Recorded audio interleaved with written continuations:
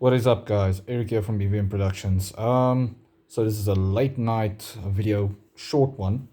I want to ask you guys, what do you guys think about making a series about um, what if situations in relation to strongmen in combat situations? Now, I think I should make like a tier list there. What I mean by that is um, separate videos will tackle separate parts of this topic because the average person that is not trained uh, will obviously have a different outcome if they're facing a literal strongman like Brian Shaw, Mitchell Hooper, Martin Lyses, Halford Bjornsson, one of these guys, Eddie Hall, if they're fighting one of them, compared to a full-blown top high level UFC, like in top 10, top 5 UFC fighter. And then different divisions in the UFC would also be different. Same with different size people. And then also, would you guys be interested if I start making videos talking about the average person being attacked by an assailant and how they can use certain techniques to get away? That we also talk about if a strongman was the assailant, if you understand what I mean.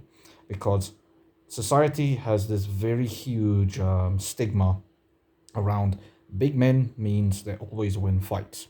And sheesh, there's so much documented instances where this is not the case. And then there's other interesting cases where the dimensions and that sheer strength the strongmen have gotten them out of certain positions and stuff that even trained fighters, I'm not saying pros, and I'm not saying top 5 UFC fighters, see, very big difference. I'm saying trained guys can't can't get out, or would have sunk in that choke, or would have landed certain punches, etc., because of certain things that change based on this person's body size, etc. So tell me in the comments if you guys would be interested in that, because I saw that the Brian Shaw video has a lot of views, and the reason why is because this is a very big stigmatized topic where people just outright think bigger means better. And with certain things, that's true, but not with fighting. Especially because not everybody on this planet is a Brian Shaw, a Martin Lyses, a Jaco Skoonwinkel in South Africa, or any of these big guys. Terry Hollands, if I'm not mistaken, Mariusz Pudzianowski, etc. Also, if you guys are very curious on why I know all these guys' names, and probably there's a million more I can mention, it's because I grew up on World's Strongest Man. It was one of the first TV shows I watched. I was 6 or 7 years old when my dad showed me the first time. We were lucky at that point. We didn't have a DSTV, but they showed an individual event, the World's Strongest Man, and I was hooked. I was hooked because back then, strength was more interesting to me than just looking the part. But then I remember at the age of 9, Mariusz Pudzianowski rolled onto the scene, and he was the epitome of bodybuilder looks with that kind of strength. But then over the years, that changed again since we noticed that things are different. So it's something I have a lot of experience with. It's really something I strived for as a child, but then obviously because I have Crohn's disease, severe Crohn's disease, etc., things changed. And also through those years, I learned that combat arts is way different than strength, and that's something the let me say social body, mind body connection, etc., blah blah blah. Sorry guys, I'm tired. What the conscious, the social conscious, does not understand is that big and strong doesn't mean big and always capable in a fight. In a street fight, it's a lot different. It's a lot more. That's where the law of probability rolls in.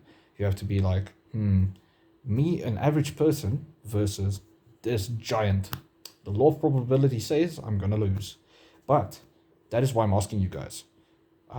Comparing a strong man in a certain situation, a certain attack situation, where he's him versus a pro fighter, an amateur fighter, weight lifter, that would be actually a good one as well. And then lastly, a civilian, and last on top of that, a female, because this could all lead to interesting topics of discussion, etc. So let me know down in the comments. I just thought about it. And also I saw that the Brian Shaw video had a lot of traction. Also, guys, I'm planning on getting a few of my buddies soon to do a grip strength gauntlet for fun, just to see how we stack up in our country and with different sizes, because a few of my friends are up to 150 kilograms or 250, 270 pounds. No, 300 pounds, sorry.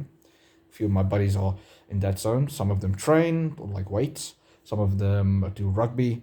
Others do kickboxing. I don't have many guys that are that big doing kickboxing, etc. though. That's the sad part. Like, I wish I could train with giants again. I last trained with big guys in 2020 and 21. Sorry, 2021. But then again, caveats. But anyway, guys, yeah, we're going to do a video on that because I would like to see how we stack up, because our body weights scale perfectly up to 130 kilograms, aka 260 to 70 pounds. Yeah, thinking about Bradley Martin now.